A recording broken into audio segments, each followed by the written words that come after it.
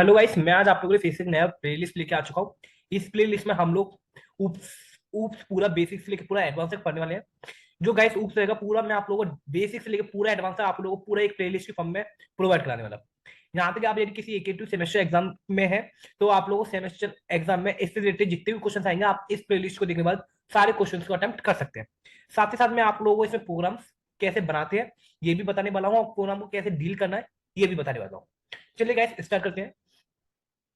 oops to prepare implication program, we have to select a particular type of programming language from the following: C++, Java and Python। Guys, जब भी हम कोई application या programme बनाते हैं तो हम लोग एक particular type of programming language की नीड होती है। चाहे आइदर वो लैंग्वेज सी हो, C++ हो, जावा हो, पाइथन हो, एक्सेट्रा। बहुत सारी लैंग्वेज है गाइस। आप कोई भी एप्लीकेशन बनाते हैं तो आपको एक प्रोग्रामिंग लैंग्वेज की नीड होती ही होती है। Every programming language follow one programming approach, programming technique. हर एक प्रोग्रामिंग लैंग्वेज किसी न किसी टेक्निक को फॉलो करती है, जिसमें कि हम लोग के पास जो प्रोग्रामिंग लैंग्वेज जो हर एक टेक्निक है वो हमारे पास चार तरह की है: unstructured programming language, structured programming language, object oriented programming language and expect oriented programming language. ये चार गाइड जो टेक्निक्स है हम लोगों ने चार डिस्गाइज कर दी गई है।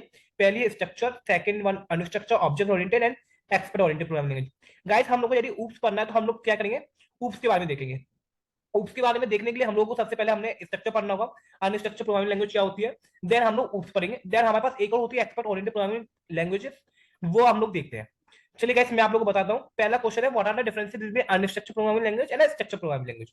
तो इसका आंसर क्या है गाइस? मैं आप लोगों को बेसिक से लेकर पूरा एडवांस तक बताने वाला हूँ, इसलिए मैं आप लोगों को structure, unstructure, OOPS and AOP चारों प्रोग्रामिंग टेक्निक्स पढ़ाने वाला हूँ। तो गाइस देखिए, unstructured programming language are outdated, क्या हो चुकी है, आउटडेटेड प्रोग्रामिंग लैंग्वेज है। They were introduced at the starting point of computer, ये तब इंट्रोड्यूस की गई थी टेक्निक जब कंप्यूटर आए थे। And this programming language are not suitable for at present time, जो कि ये अनस्ट्रक्चर्ड प्रोग्रामिंग लैंग्वेज सुटेबल नहीं है एट प्रेजेंट टाइम एप्लीकेशंस के लिए। और जो उनके एग्जांपल हुआ करते थे अनस्ट्रक्चर्ड प्रोग्रामिंग लैंग्वेज टेक्निक के, जो लैंग्वेज के एग्जांपल हुआ करते थे वो थे basic and Fortran. Second one second one थी हमारी structure programming language. Structure programming language कौन सी होती है? स्ट्रक्चर प्रोग्रामिंग लैंग्वेज वो होती है,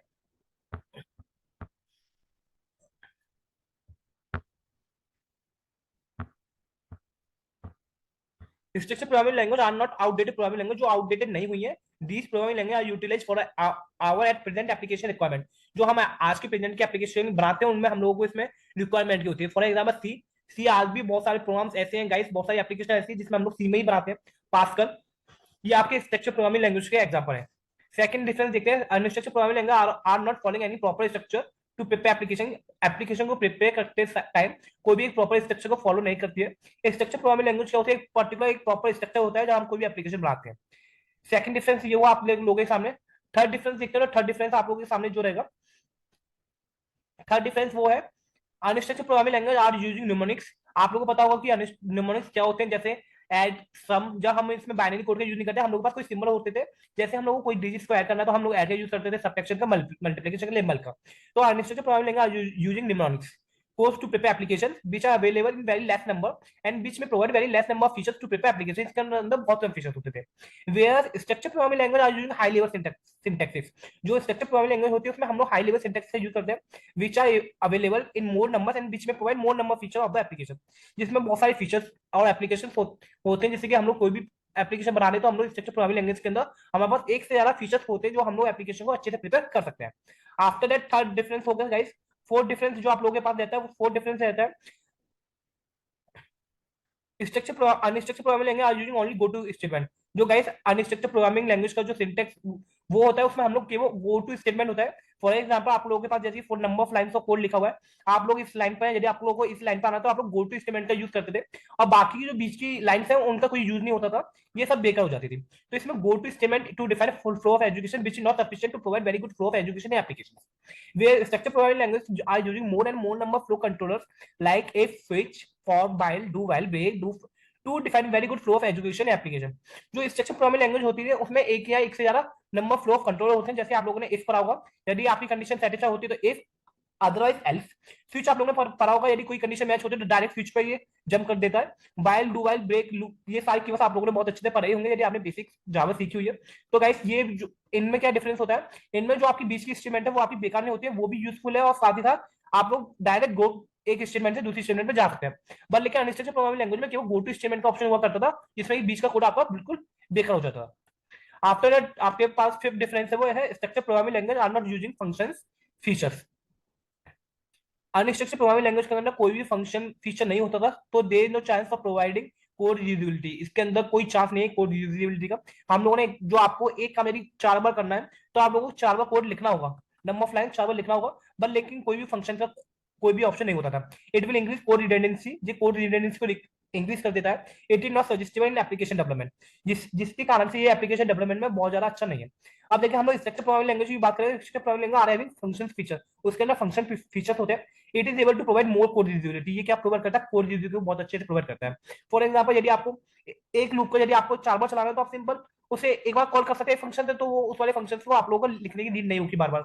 यदि आप लोगों ने फंक्शन कॉल किए तो आप लोगों को मेरी बात समझ आ रही होगी मैं क्या कहना चाह रहा हूँ। आफ्टर दैट हम लोग देखते हैं, अभी तक हम लोगों ने देख लिया कि स्ट्रक्चर प्रोग्रामिंग लैंग्वेज कौन सी होती है, अनस्ट्रक्चर प्रोग्रामिंग लैंग्वेज कौन सी होती है।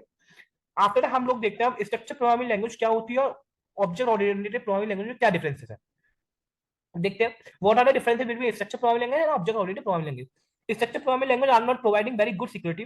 जो आपकी स्ट्रक्चर प्रोग्रामिंग लैंग्वेज होती है वो बहुत अच्छी सिक्योरिटी प्रोवाइड नहीं करती है एप्लीकेशन को, और जो ऑब्जेक्ट ओरिएंटेड प्रोग्रामिंग लैंग्वेज है बहुत अच्छी गुड सिक्योरिटी प्रोवाइड करते हैं आपके एप्लीकेशन को।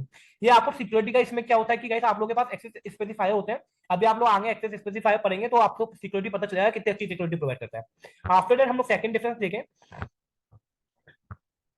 सेकंड डिफरेंस जो है हमारे पास है वो है structure programming language are not providing very good security. ये शेयरिटी बहुत अच्छी प्रोवाइड नहीं करता है। अब in case object oriented programming language are providing very good security, जो आपकी ऊप से बहुत अच्छी शेयरिटी प्रोवाइड करती है। आफ्टर दैट थर्ड डिफरेंस देखें। थर्ड डिफरेंस जो है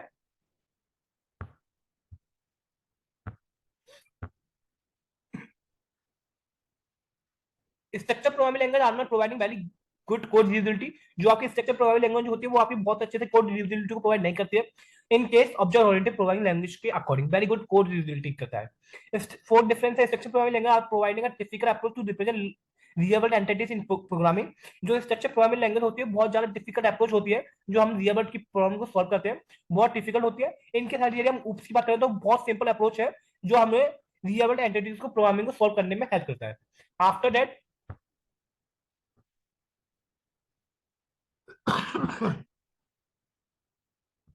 आफ्टर जो लास्ट डिफरेंस रहता है, लास्ट डिफरेंस है वो मॉड्यूलराइजेशन।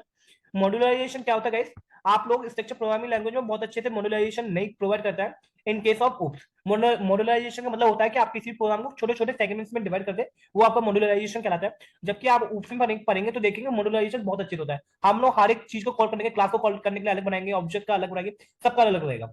Structure programming language are not providing very good abstraction in application. जो स्ट्रक्चर प्रोग्रामिंग लैंग्वेज होती है बहुत अच्छी प्रोवाइड एब्स्ट्रक्शन को प्रोवाइड नहीं करती है। In object oriented programming language are able to provide very good abstraction in the application. अभी गाइस आप लोग एब्स्ट्रक्शन वर्ड से बिल्कुल अवेयर नहीं होंगे, अभी आप आगे पढ़ेंगे तो मैं आप लोगों को एब्स्ट्रक्शन बहुत डिटेल में बताने वाला हूँ। After that security is not good in structure programming language, security is very good in object oriented programming language. तो गाइस ये डिफरेंसेस थे सारे, जो कि अभी तक हम लोगों ने देख लिया है कि स्ट्रक्चर प्रोग्रामिंग लैंग्वेज क्या होती है, स्ट्रक्चर प्रोग्रामिंग लैंग्वेज क्या होती है, और ऑब्जेक्ट ओरिएंटेड क्या होती है। सबसे पहले हम लोगों ने स्ट्रक्चर प्रोग्रामिंग लैंग्वेज स्ट्रक्चर और स्ट्रक्चर में डिफरेंस देखा। आफ्टर दैट हम लोगों ने स्ट्रक्चर एंड ऊप्स में डिफरेंस देख लिया। अब देखते हैं गाइस एक और अप्रोच होती है हमारे पास, वो होती है एक्सपेक्ट ओरिएंटेड प्रोग्रामिंग लैंग्वेज। ये कौन सी गाइस, ये बहुत कम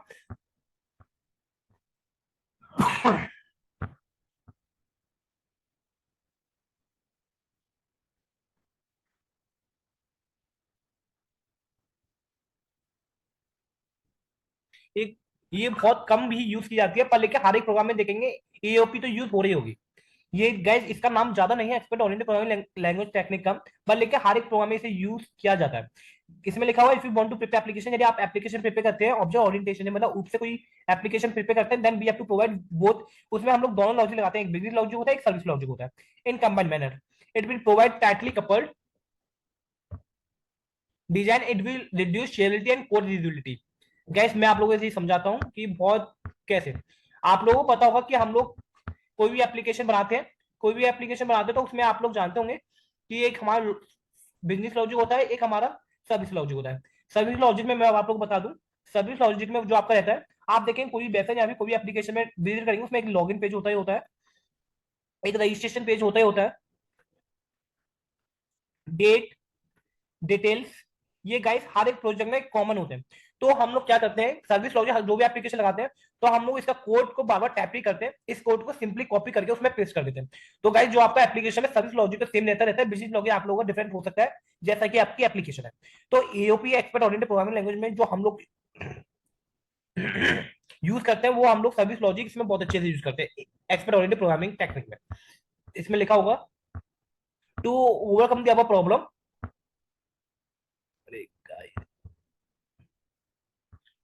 to overcome the above problem, we have to use expert-oriented programming language. It is a methodology or a set of rules and regulations or set of guidelines which are applied on object-oriented programming to get loosely coupled design in order to provide stability and code reusability.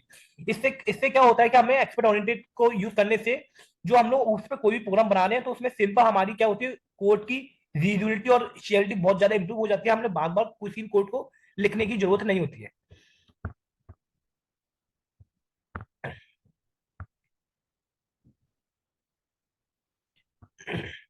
In case of expect orientation, we will separate all services from business logic.